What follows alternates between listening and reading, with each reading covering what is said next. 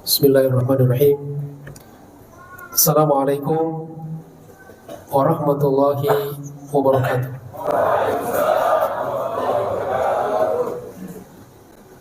Mendengar jawabannya, nampaknya masih ada yang belum kenyang. Insyaallah setelah kita tarawih, kita makan lagi ya. Kita ulangi sekali lagi. Yang semangat jawab salam saya doakan cepat lunas hutangnya. Yang kencang aminnya kayaknya banyak hutangnya. Dan saya doakan cepat dapat THR. Assalamualaikum warahmatullahi wabarakatuh. Terima kasih. Alhamdulillahirabbil alamin. Wa bihi nasta'inu ala umuri dunya waddin. Allahumma shalli ala sayyidina Muhammad wa ala ali sayyidina Muhammad. Yang sama-sama kita hormati para asatidz, para orang tua, segenap pengurus DKI Masjid Baitur Rahman, serta jamaah sekalian, saudara-saudaraku, Bapak Ibu yang saya hormati dan saya cintai karena Allah Subhanahu wa taala.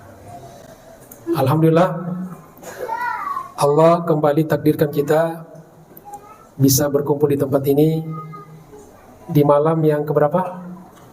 Ketujuh ya? 6. Tidak terasa 25 hari lagi kita lebaran ya?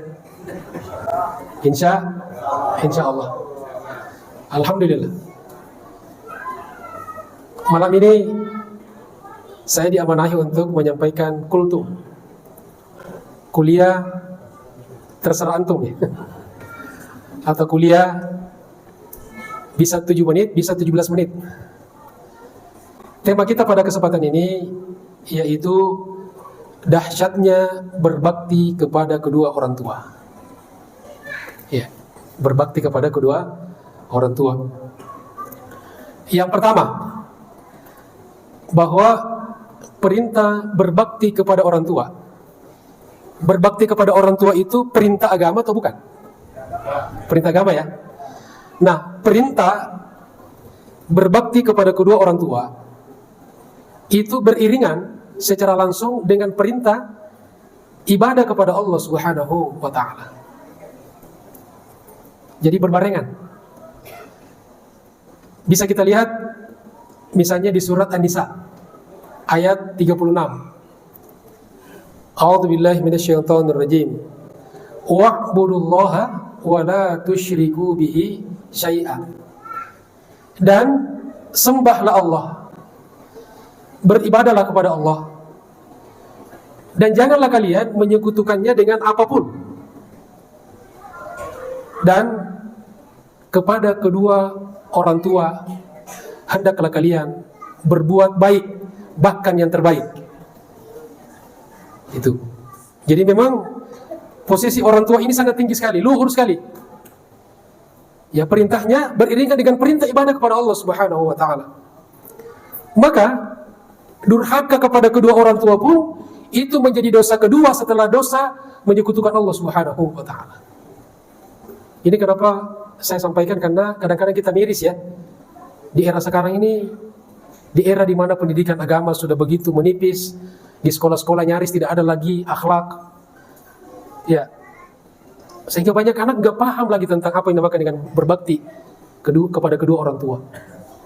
Masya Allah.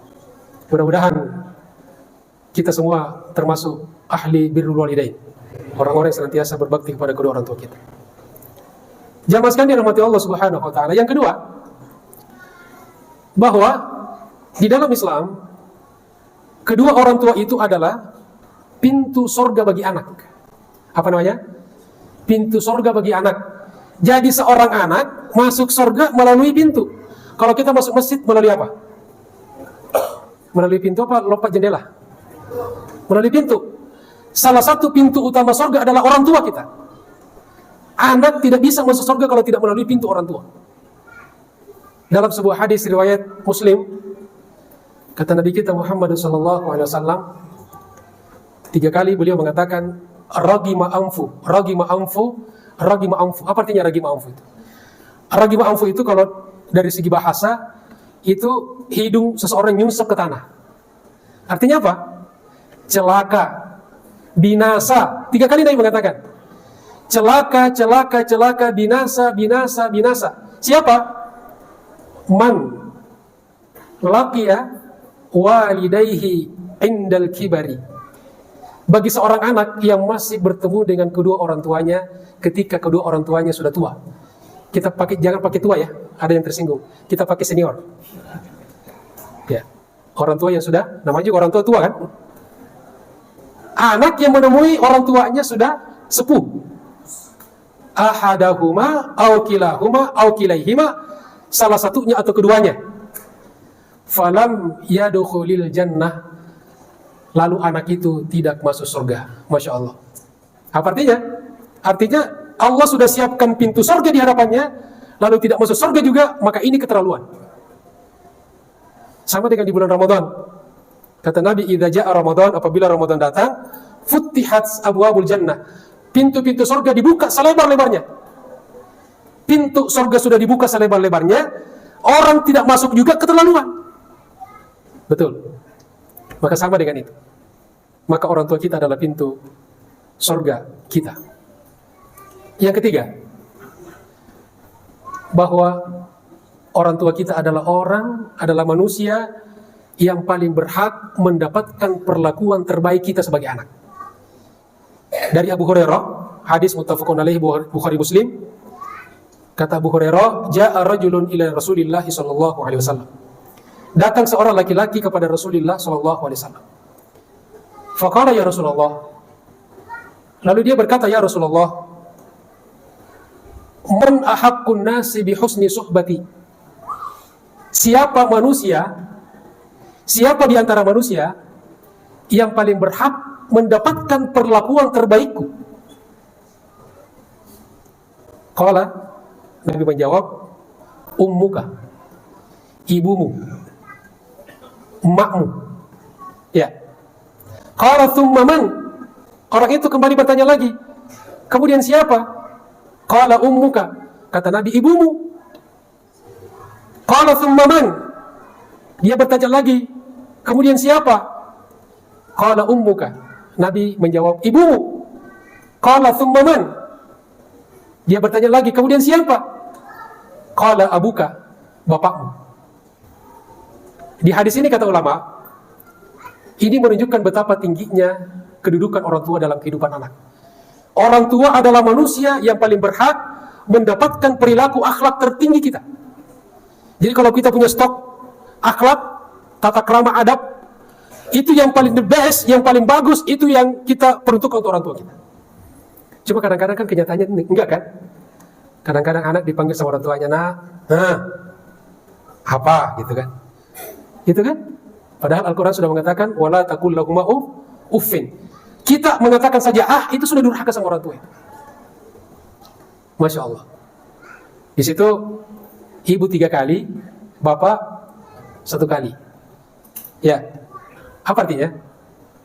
Apakah artinya ini kita boleh kurang ajar sama bapak? Atau jatah bapak dikit?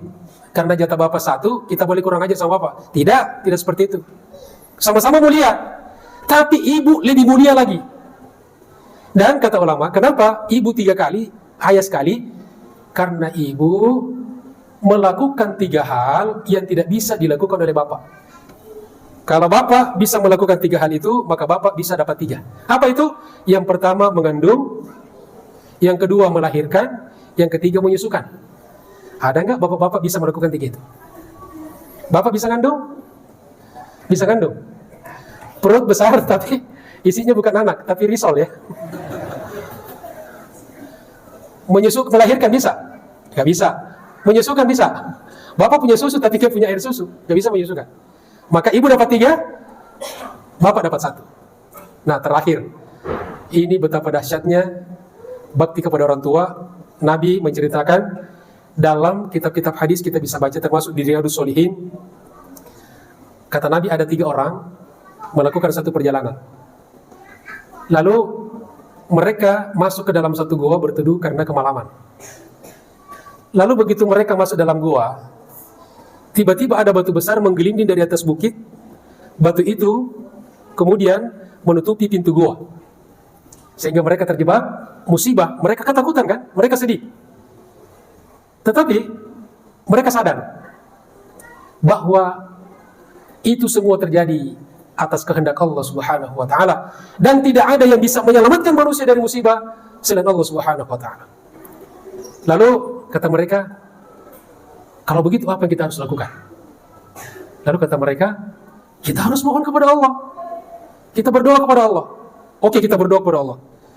Tapi agar doa kita lebih kuat daya dorongnya, lebih cepat mendapatkan respon dari Allah Subhanahu wa taala, maka masing-masing kita berdoa melampirkan amal-amal unggulan terbaik yang pernah kita lakukan. Lalu yang pertama berdoa kepada Allah, ya Allah, saya dulu punya orang tua, 2 orang tua. Saya mencintainya, saya selalu berbakti kepada keduanya, dan selalu saya dahulukan keduanya daripada yang lain. Sampai dalam persoalan makanan, minuman, selalu dia yang saya utamakan.